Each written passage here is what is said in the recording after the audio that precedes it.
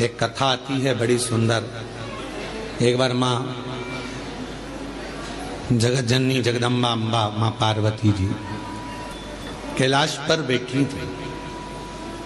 भोगड़दानी नहीं थे उस समय पर, भगवान शिव भोगड़दानी उस समय पर वहां नहीं थे।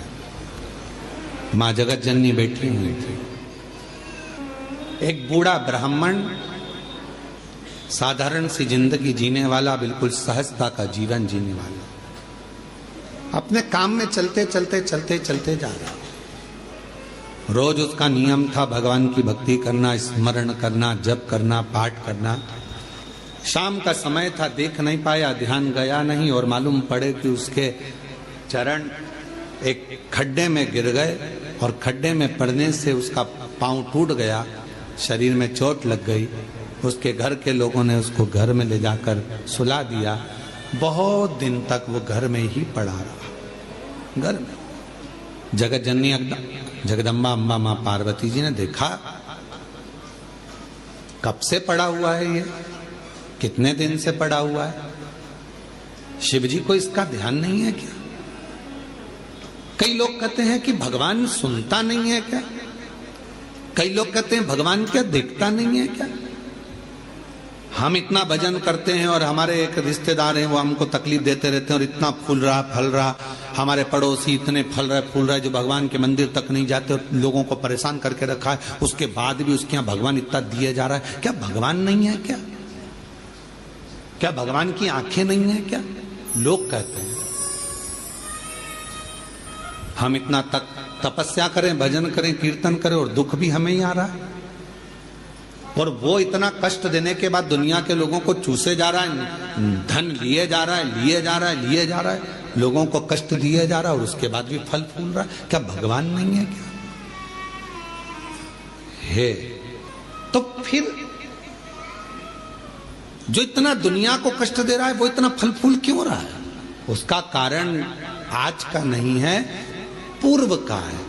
कोई पिछले जन्म का उसने अच्छा कर्म करा होगा तो आज उसको भगवान ने इतना गाड़ी बंगला सत्ता वैभव जायदाद सब पूर्व का करा होगा, आज भोग रहा है।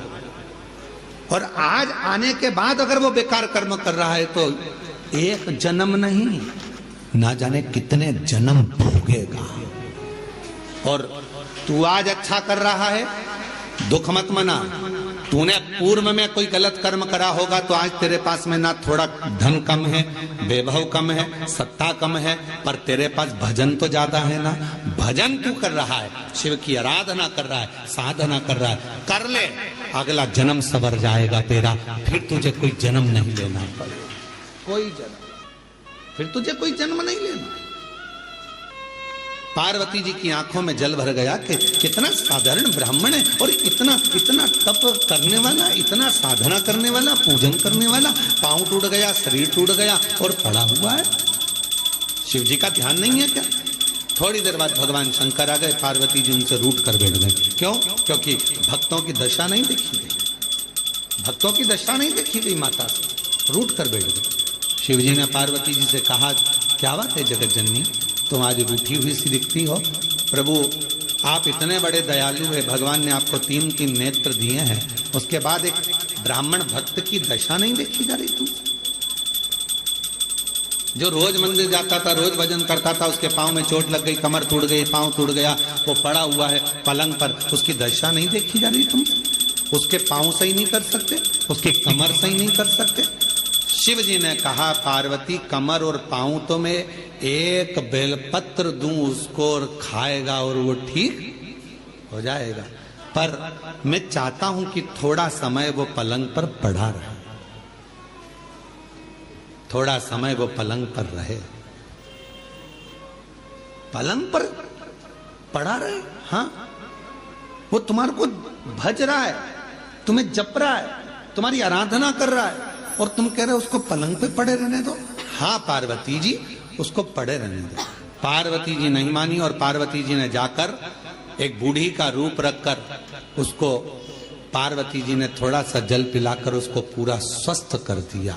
जैसे ही वो स्वस्थ हुआ, 4 दिन निकले, वो 4 दिन बाद निकल कर जा रहा था वन से, एक सिंह आ गया और शेर आकर उसको खा गया और उसका जीवन समाप्त हो गया। पार्वती जी ने कहा जिसको मैंने ठीक करा था वो तो मर गया, मर गया, सिंह ने खा लिया, प्राण छूट गए उसके, वो मर गया।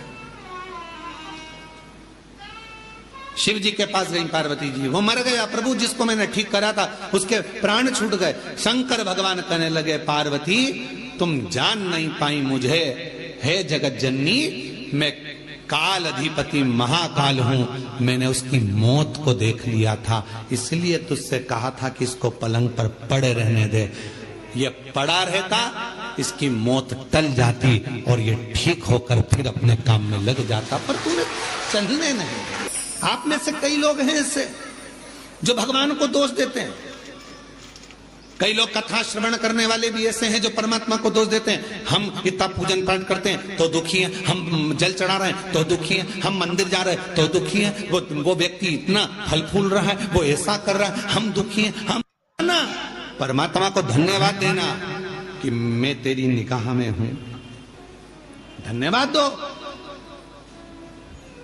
थोड़ा सा कष्ट आ गया तो रोना नहीं, भगवान को धन्यवाद देना कि कोई बड़ा दुख आने वाला था, थोड़े से दुख पर निकाल दिया। हाथ में लग गई, पांव में लग गई, घर में पड़े हो ना, तो परमात्मा चाहता है कि तेरे साथ कोई घटना घटने वाली थी तो निपटने वाला था, इसलिए हाथ पैर तोड़कर तुझे घर के अंदर पटक दिया कि तेरी जिंदगी बच जाए, तुझे कहीं जाना ना पड़ जाए। छोटी सी निकाल दिया, छोटी सी।